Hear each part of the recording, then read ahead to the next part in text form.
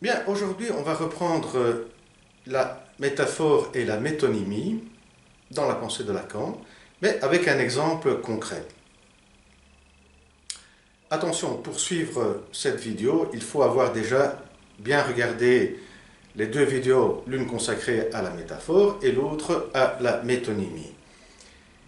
Et si on va voir comment appliquer les conceptions de Lacan sur la métaphore et la métonymie dans un exemple concret que nous le retrouvons dans la pensée de Freud directement. Et c'est un exemple d'oubli que Freud examine déjà en 1898. Alors quel est le contexte de cet oubli? On est en septembre 1896, lorsque Freud va en excursion en voiture en Herzégovine, et là il est en train de parler avec son voisin des mœurs des Turcs en Herzégovine et en Bosnie, et à un moment donné il va s'arrêter sur un argument qui lui plaît et qui voudrait que son voisin aille voir les fresques de Orvieto, de la cathédrale de Orvieto, qui sont des fresques peintes par... Oh, et là, le mot du peintre ne lui vient pas à l'esprit. Il voit très bien le tableau devant lui, de manière très claire,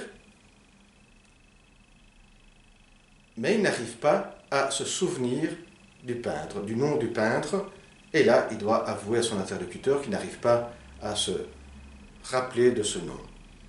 À la place de ce nom, il y a deux autres noms de peintres qui lui viennent à l'esprit, qui sont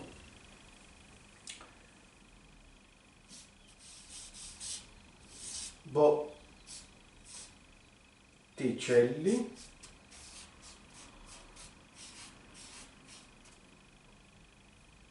et Boltraffio.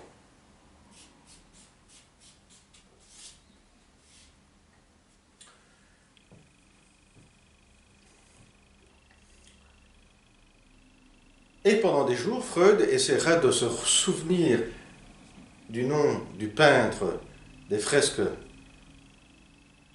de la cathédrale d'Orvieto sans y parvenir. Jusqu'à quand il rencontre un Italien qui lui dit le nom du peintre qui est Signorelli,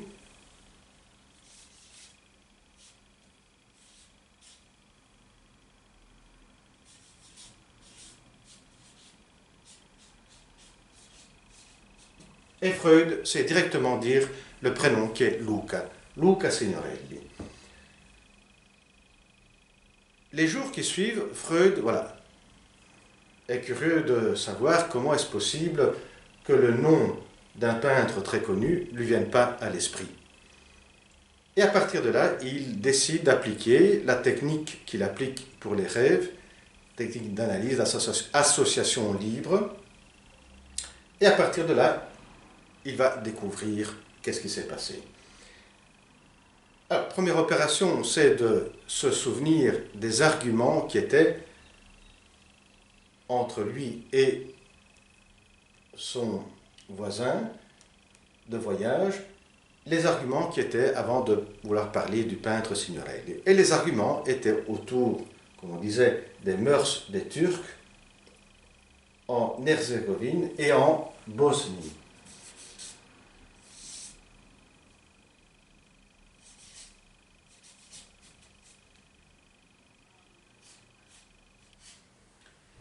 Et ici, Freud raconte l'épisode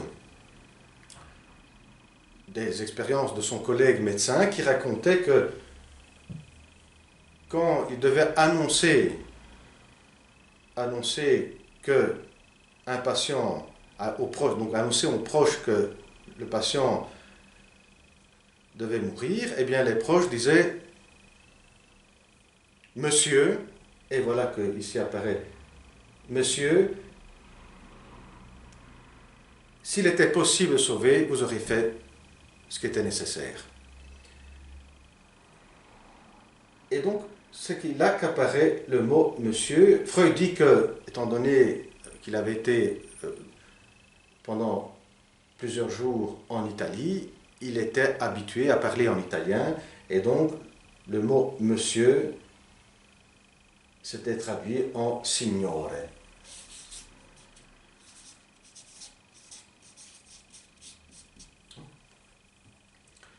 Et monsieur, donc ici je dis monsieur, mais en allemand c'est R. Et c'est le début de Herzégovine. Mais cela ne suffit pas.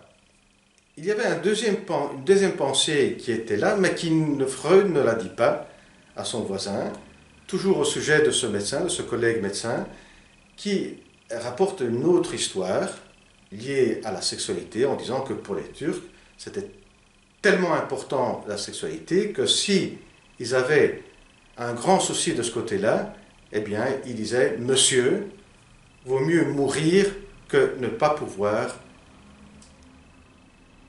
jouir de la sexualité. » Mais cette pensée, Freud ne la exprime pas. Elle est réprimée, on va dire comme ça. D'ailleurs, Freud décide à ce moment-là, quand il parle avec son voisin, décide de ne pas exprimer cette pensée. Et donc, ici, signore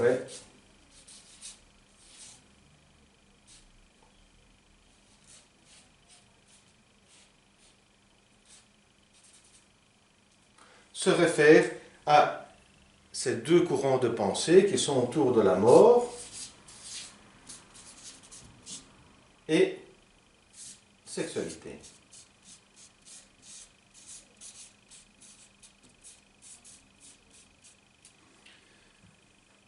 Mais cela ne suffit pas pour Freud. Il se dit, mais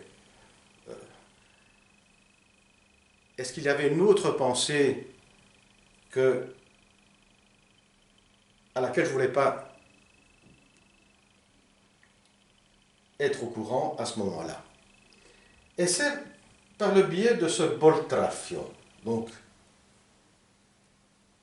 qui va y arriver. Parce que Botticelli, c'est le premier peintre, nom de peintre qui lui vient à l'esprit, c'est un peintre connu, et qui se relie par Elli à Signorelli. Par contre, l'autre nom de peintre, Boltraffio, c'est un peintre que Freud connaît très peu. Ben, pourquoi alors lui venir à l'esprit le nom de Boltraffio? Et c'est là que, en pensant à Boltraffio, les dernières lettres de Boltraffio, lui viennent à l'esprit le nom d'une ville, Trafoi, où Freud avait passé quelques semaines avant,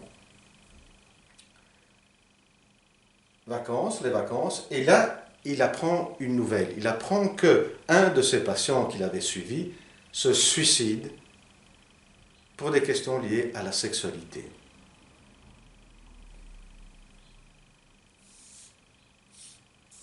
Et pour Freud, qui était médecin et son analyste, eh bien, ce fut une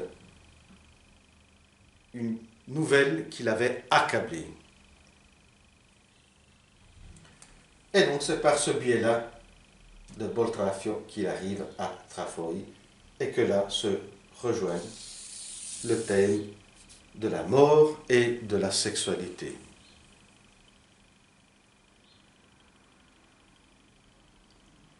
Comment Freud interprète tout ça? Eh bien,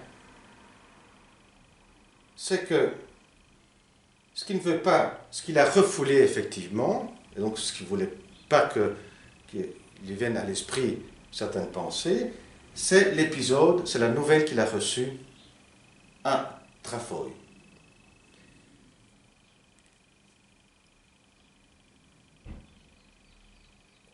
Cette nouvelle se lie au thème qu'il est en train de parler avec le voisin, qui est sur les deux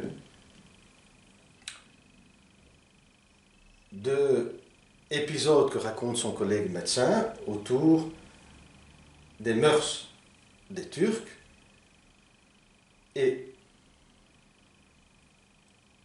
dans ces deux épisodes, on parle de monsieur, signore. C'est ce signore qui renvoie au thème de la mort et sexualité. Et donc, signorelli, où apparaît le mot signore, c'est ce que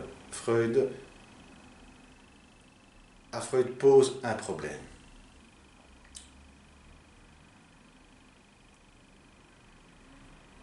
Et à la place de signorelli, il lui vient à l'esprit le peintre Botticelli, où elle ici et elle ici se connectent, se relient, et l'autre peintre, Boltraffio, qui amène à Trafoi, dont il a reçu la nouvelle. Alors, Freud ici fait bien une distinction entre deux axes. Un axe où, ce axe en bas, Signore et Trafoi, eh bien, condense des pensées. C'est-à-dire qu'à ce niveau-ci, Signore, qu'est-ce qu'il fait? C'est un mot qui va condenser une série de pensées qui est autour de la mort et la sexualité. Comme Trafoi, c'est un mot qui va condenser, qui va se référer à la nouvelle qu'il a reçue et qu'il a effectivement affectée. Ça, c'est le point, c'est ici que Freud est effectivement affecté.